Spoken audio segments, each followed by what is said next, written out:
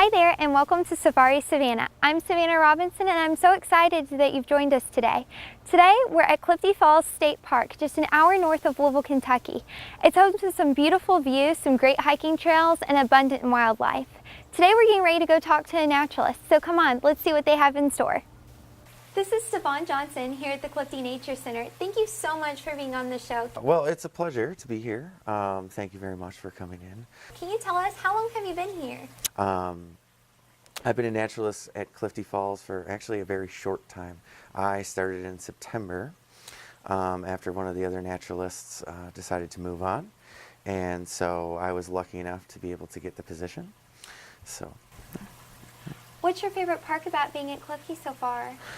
I think a lot of it actually is the wide range of subjects I get to talk about and educate people about.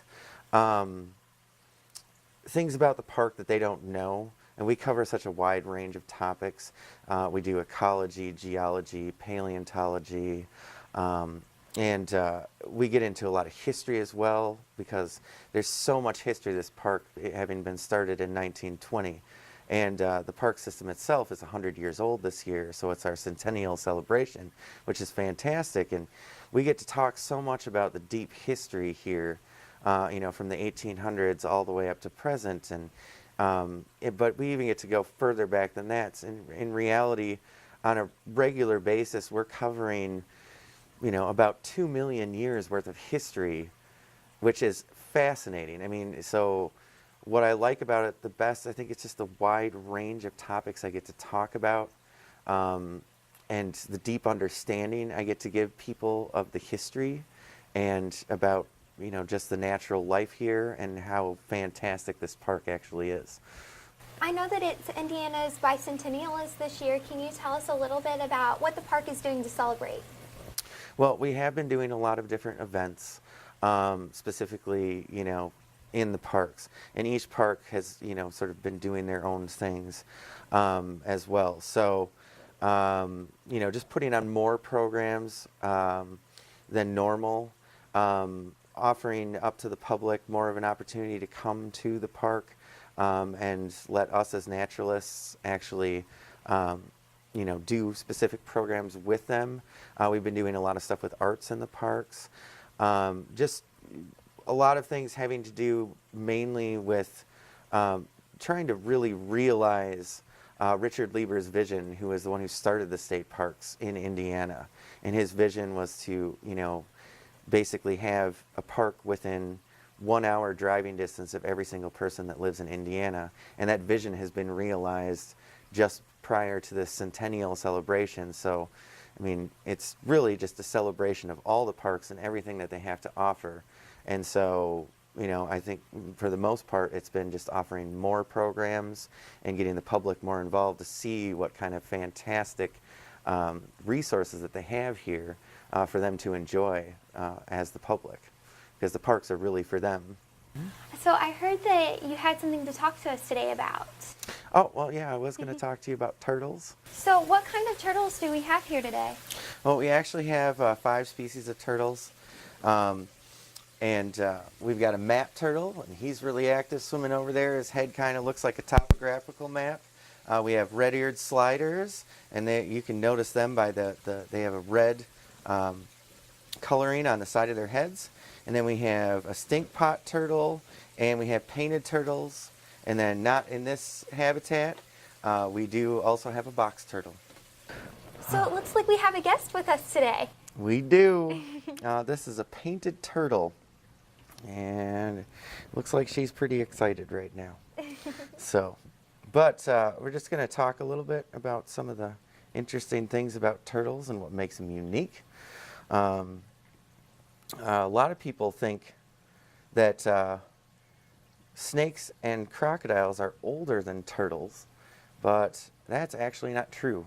It turns out that turtles have been in the fossil record for about 200 million years. Wow. So they're older.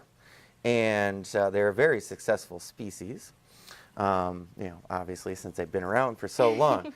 So they were actually alive when dinosaurs were around, which a lot of people don't really realize either. So they were walking around with all the big dinosaurs, but they were more successful than the dinosaurs, and they outlived them. And one of the reasons is they have this wonderful shell. Now this one, because it's an aquatic turtle, it has a very hydrodynamic shell, is what we call it. So it's like kind of like the race car of turtles. And it makes it so they can go really quickly in the water, because a lot of times when you see aquatic turtles, you won't actually see them for very long, because most of the time they'll just be basking up in the sun on a log. But as soon as you get close to them, they're just like gone really quickly. And they swim really fast. And that's, a lot of it's because of the shell. And the shell itself is unique, and it's made up of two major components. The top is called the carapace, and the bottom is called the plastron. And they're actually connected in the middle, sort of by like a hinge here. And what's really interesting about the shell is that the shell is actually completely part of their body. It's made up of ribs. So it's basically their rib cage. If you can imagine having your ribs popping out of your body and growing around you to protect everything inside. That'd be quite interesting. Yeah, it's pretty bizarre. But so if you actually were to take the shell apart and look in the top, you can see its spine running down on the carapace, and then you can see some of that rib cage as well. It actually is made up of 60 different bones. It's a nice little hard shell, and it's protecting everything inside. And these, the little parts on top, the nice little they look like, big plates of armor. They're actually called scutes. And they shed their scutes over time because they're made of the same thing that our fingernails are made of, which is keratin. So a lot of people think that when they are holding turtles that they can't feel if you sit there and tap on the top of their shell, but in reality they can, because it's just like, if you were sleeping and I came up and touched your fingernail, you'd probably wake up. Well, it's the same thing with turtles, and that's why we don't like to hit them on the shell. Now, another big difference is, or there's differences in turtles, is there's different kinds of turtles. I mean, there's aquatic turtles, there's sea turtles, there's land turtles, there's burrowing turtles. And this being an aquatic turtle, it's got this nice hydrodynamic shell. Now, we also have a box turtle, and that's a land turtle, or what's known to most people as a tortoise. And they have a dome-shaped shell. And the reason they have that dome-shaped shell is so when they're walking around outside, if something either falls on them or steps on them, it's nature's like sort of perfect, most strongest form. And so it protects it from anything actually harming it. And one of the things about the box turtle that's really interesting is they can go completely in their shell. Whereas this guy, that's not going to really happen. It's that because its shell is a lot thinner, it doesn't have as much space, to go inside. Whereas box turtle can completely go inside, and it's interesting when I pick her up, the bottom is slightly hinged. So Really? it can actually, you'll feel it, and when she retreats into her shell, and you'll feel that shell sort of, the bottom snap shut. And it's like, boom, no one's getting in here. So they're really interesting. And then another thing about the scutes is it's like trees. You can actually figure out how old turtles are based on how many rings are on their scutes. Now this guy, it's a little tougher to see, but you can kind of see the rings right around these edges here. But on some of the other turtles, especially land turtles, you can really see those ridges. And if you were to sit there and take the time and count those rings, then you'd be able to figure out how old that turtle was. So it's pretty fascinating. You have any questions about the turtles at all?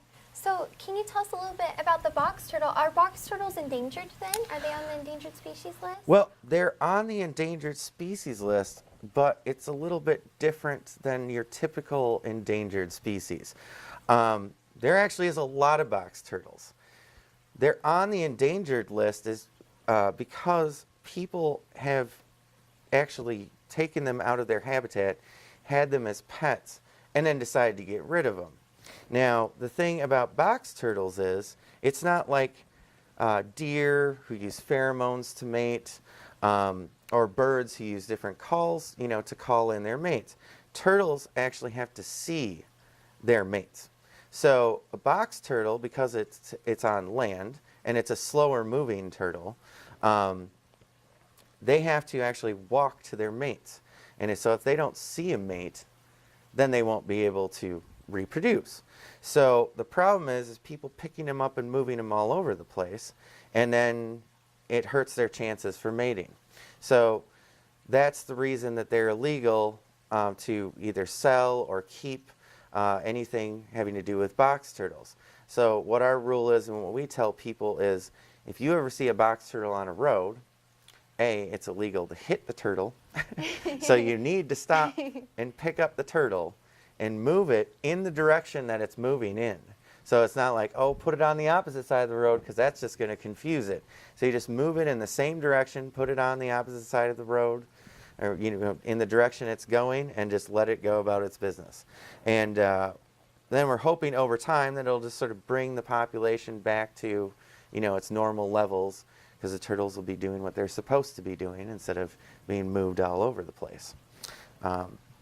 So that is the reason that we cannot keep box turtles as pets. So even our viewers at home can take part in turtle conservation? Yes, they can. And I mean, we do it all the time, and I think it's really interesting, the effect that it's having with people too. Just a couple weeks ago, I was doing a turtle time talk to a group of about 40 some odd children and parents, and just as I had finished talking specifically about why we can't take box turtles out of the wild, and all the stuff that I just talked about, a family comes in, and they came in late. They show up and they're holding a box turtle. Wow. And they're like asking me, what should we do with this box turtle? And I say to them, we just talked about this. Exactly. Here is a perfect example. And so I'm like, do you remember where you grabbed the box turtle? And they're like, yeah, we do. So I'm like, you need to go put the turtle back where it was in the direction it was moving, and explained it to them. But then, they had a hands-on experience with it, and it was, it was a good thing, because I'm glad that they came to me to find out, what was actually the situation with the box turtle, because a lot of people just don't know, because in other states, they'll just have them and for sale, and it's just, and it causes problems. So everybody can take part in that conservation, and that's what we're hoping to do through education. So I had a question about I heard that you guys had a map turtle here too. Do they really have a map on their shell? No, it's not on their shell. It's actually more to do with the markings on their face. It sort of looks like a topographical map. But yes, we do have a map turtle. And that was one that I thought about grabbing, but he's very active today. I think he'd be pretty excited out here, and I don't know if I'd be able to hold on to him for too long. Maybe he can win the next Indy 500. Maybe he can. I also heard that you had a stinkpot turtle. Do they really stink? Yes, I mean, they don't stink like just while they're sitting there, but they have a defense mechanism that once you pick them up or grab them, they will release a liquid that is extremely stinky. I have not personally been able to smell it yet, and I hope I don't have to. I've heard it's actually quite terrible. Kind of like the stink bug, but much worse. Really? Yeah. So they're the other naturalist that works here, Brad Cassans, he has smelled it once and says he never wants to smell it again. So I'm going to just believe him on that one. I think I will too. I don't think I want to encounter that. Yeah. I also heard a lot of people are mistaken. There is a difference then between turtles and tortoises? It's really just, largely it's just the structure of the body. They're both turtles. It's just that the tortoise lives on land, and the other turtles live in water. They're aquatic turtles. And there is a difference in their feet. Now you see this as an aquatic turtle, this guy, he's got webbed feet because that helps him swim, but he's also got these really long claws. And the feet are a little bit more stretched out and like longer. Whereas when you have a tortoise or, you know, a box turtle, they have more clubbed feet. But that's because they're walking on ground, they're walking on rocks, and they're just trying to move around and get over different obstacles. Where these guys are they're straight built for swimming. I mean, they all have these fingernails, but on box turtles and other tortoises, they tend to be more shorter. And you know, with Galapagos tortoises, the really big tortoises, which I think the oldest one, 255 years old, they look more like fingernails, like real fingernails. So. Now, what do these little guys eat? And do they have a difference between what a tortoise eats and what a turtle eats? Well, a tortoise, because it's on land, they have a much wider variety of food that they will eat. Whereas turtles that live in the water, the aquatic turtles, they're mostly herbivores. But like a tortoise, they will eat meat. They don't prefer it necessarily, but they still need some protein because they're, you know, constantly moving around on the land and expending a lot more energy. So we actually feed our box turtle quite a variety of food. Our box turtle really likes raspberries. Really? In the wild, she would, you know, find mulberries a lot and eat those. We've, you know, talked to some other naturalists and they're like, oh, you can just feed them mulberries and that's it. And I'm like, well, but we've read up on them and they have this wide variety of things. So we do berries, carrots, you know, tubers and stuff. So like sweet potatoes, things like that. She really likes grapes. But we also feed her chicken as well. Like we'll take already cooked chicken and chop it up, you know, really small and she'll eat that. And I mean, even tomatoes, just, you know, it's kind of all over the place. They're seasonal feeders. Whereas, you know, the aquatic turtles, they kind of stick to a relatively similar diet, you know, most of their lives. I mean, these guys, as, you know, captive turtles, they're just, you know, eating some pellets. They're just, you know, plant material, basically. So, for the most part. Now, if people want to come visit the Nature Center here at Clifty, when might they be able to do so? What hours are you open? We are open every day from 10 to 4 p.m. So that's 365 days a year. We don't close in the winter either. So there'll always be someone here to answer your questions. Do you have any special programs coming up that people might want to come enjoy? Programs do drop off a little bit in the winter, but we're still going to be doing stuff all winter long. We've got scout groups coming here, doing merit badges. But yeah, basically look on the DNR website and find out what we've got going on. And it's usually on Saturdays and Sundays are the 2 days that we usually do programs. Do you have anything else that you'd like to share with us before we start wrapping up? Basically, I think everybody should come to the state parks all the time. It's one of my favorite things to do, and Indiana's got some fantastic parks and fantastic experiences. Depending on what you're looking for, you will find it here. And believe me, I've lived in multiple states in my life, and the state parks here, you know, will offer such a wide range of experiences. It's just phenomenal. Well, thank you so much for talking with us today. Do you mind if I hold this little guy real quick? Oh yeah, go right ahead. Just So hold him from the cute. bottom and on the top. There you Hello, go. guy. How adorable is he? Well, I'm so glad that we can meet him today and meet with you and talk a little bit about the programs going on at Clifty and turtles. And I hope that the viewers at home will take some time to help protect our turtles and make sure that if you see a turtle, you escort it across the road. So thank you so much for meeting with us. All right. It's my pleasure. I'm so glad you joined us today. I would like to thank Stefan Johnson for talking turtles with us and Clifty Falls State Park. I'd also like to thank Hanover Broadcasting Association. I hope you join us next time when we embark on our next adventure. I'm Savannah Robinson, and I'm Safari Savannah. Thank you for watching.